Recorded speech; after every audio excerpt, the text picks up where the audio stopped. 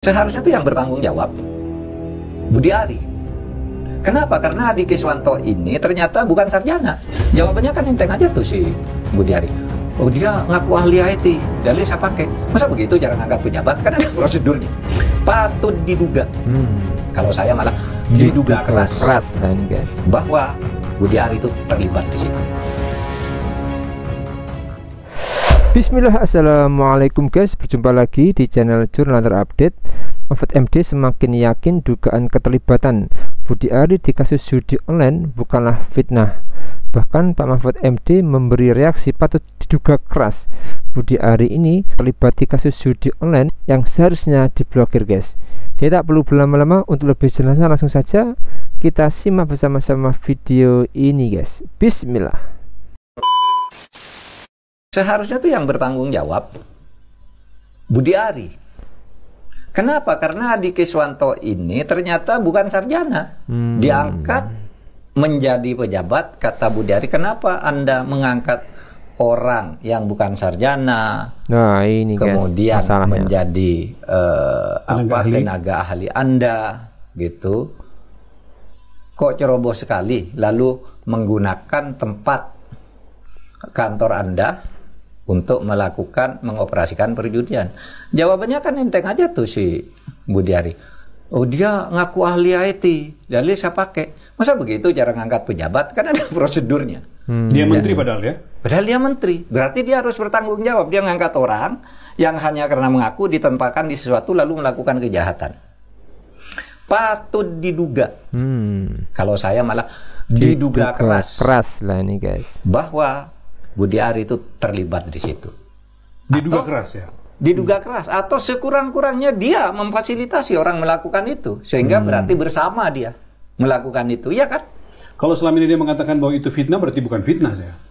Bukan fitnah dong, bukan fitnah, karena kesimpulan orang bahwa dia melakukan itu tuh muncul dari pemberitaan ketika digebak, muncul di sidang DPR ketika Menkom Bu Mutia ya? Iya, Mutia Hafid. Mutia Hafid, raker muncul di situ.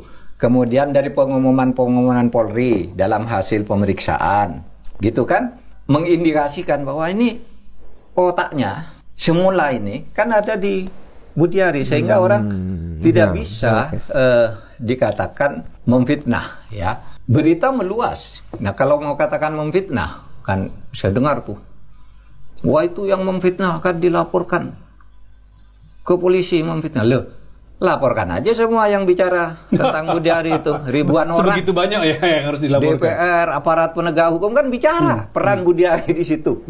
Terus kok dibilang memfitnah gitu ya.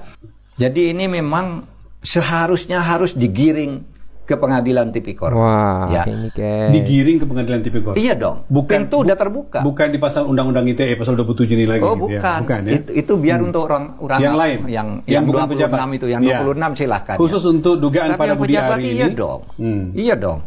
Karena nanti gampang itu masuknya kalau polisinya atau jaksanya sungguh-sungguh. Begini, saya bicara dulu asas praduga tak bersalah ya. Itu pengacara-pengacara itu sering mengatakan, siapa yang bilang Budi Ari terlibat itu melanggar asas praduga tak bersalah. Dilarang di dalam hukum, dilarang itu asas orang menduga orang tidak bersalah. Itu saya bilang pengacara bodoh. Karena hukum itu justru harus dimulai asas praduga bersalah. Itu loh. Hukum pidana itu harus dimulai dari asas praduga bersalah. Harus menduga dia salah gitu. Oleh sebab itu, ketika dipanggil pertama, Anda dipanggil menghadap Bareskrim atas dugaan tindak pidana pasal sekian, dugaan. Sesudah ketemu dua alat bukti menjadi tersangka, diduga lagi. Nah, proses dugaan menuju perkara itu didorong, diperkuat oleh opini-opini publik sebagai pengawal. Jadi publik itu boleh menganalisis, oh saya melihat dia memang, misalnya ya, saya melihat dia memang berfoya-foya di situ dan ada yang bayar, misalnya. Kan boleh menduga. Misalnya ada rumah terbakar gitu ya. Siapa ini yang oh, itu tadi jam 2 si A lewat di situ membawa jerigen bensin. Kan boleh menduga. Kalau gitu dia yang melakukan. Jadi di dalam hukum pidana itu asas praduga itu harus dimulai dari praduga bersalah. Bersalah, sesudah bersalah ketemu disangka, itu juga lagi kan sangkaan. Sudah itu didakwa, gitu kan, dituduh dan seterusnya. Meskipun itu dalam Islam bertentangan misalnya. Nah, enggak. Dalam Islam orang salah lagi. Gimana? Dalam Islam itu ada dalil. Kamu jangan suka suudzon. Suudzon itu praduga negatif lah, melakukan prasangka buruk. Jadi dalam Islam itu praduga itu dan prasangka boleh. Yang tidak boleh itu dalam hal tertentu. Gini dalilnya lah. Ya ayyuhalladzina amanu fajtanibu katsirum minadh-dhon. Inna ba'dadh-dhon ismun. Ini dalilnya. Hai orang yang beriman, jauhi olehmu prasangka, karena sebagian dari prasangka itu dosa. Di situ ada kata sebagian dari prasangka. Berarti ada sebagian yang tidak berdosa. Gitu ya. Nah, menduga koruptor itu disebarkan ke publik bahwa dia patut diduga. Bukan dosa. Malah pahala menurut saya.